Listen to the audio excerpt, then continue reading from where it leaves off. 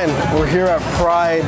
It's looking a lot different than what it did the last couple of years because it was mainly virtual. What does it mean to you to be back enjoying Pride festivities in person with so many people once again?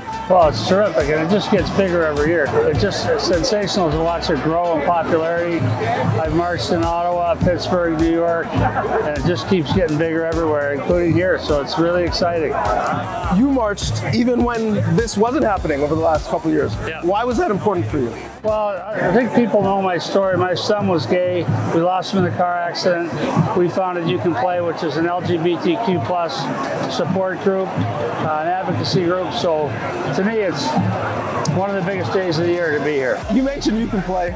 It's a decade now. What is the continuing legacy of the organization? Well, I think it's really important. The message was, if you can play, you can play. Doesn't matter what church you go to. Doesn't matter who you go home with. If you can play, you can play. So if you're good enough to play on my team, you can play here. That message has been a resounding message to kids all over the globe. And NHL's been a great supporter, NBA, NFL, Major League Baseball. It's been fantastic. So I think it's done a lot of good. I don't take any credit for that. My son Patrick did most of the work on that. Brett Sobolov, the Blackhawks, they bring the Yeah, that was cool. Wasn't it? How important is it for people to have crests on their chest?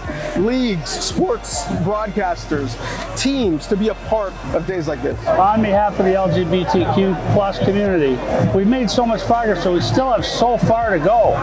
So to see Brent Sopel include the Stanley Cup in the Pride Parade was a huge deal, huge deal. So every little bit helps.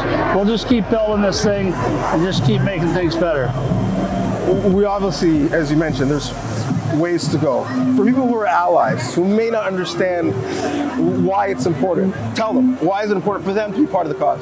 Because it's not just that we continue to lose lives from attacks. About a third of the LGBTQ male community will be the victim of a physical assault in their lifetime. So it's a real physical risk. The mental health risk, the depression, the suicides. Your young people in Canada are the second leading cause of death is suicide. And that's linked closely to LGBTQ plus rates. So it's important work, folks. It's critical work. Talking about saving lives. So what can you do?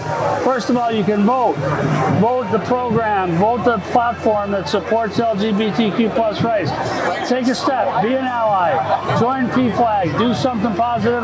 Write a check. Support the cause. Don't just say you support this cause. Do something.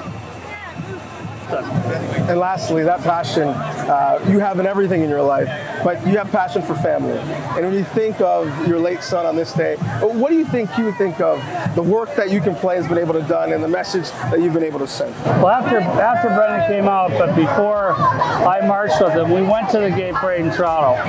I remember talking to Brendan, I said, who's more embarrassed right now? This white guy that doesn't know anything about LGBTQ plus stuff, or your son? He said, oh, Dad, I'm way more embarrassed. He said, if you weren't here, I'd be out dancing somewhere. He loved it. We marched a couple times. Our family's done it a bunch. He would be very proud today. We're all very proud today. Enjoy the day. We're going to need you to be a little bit of enforcer because it is pretty hectic, but it means a lot of people are excited to be here and fly the flag with Pride. Thank you. Thanks for being part of this.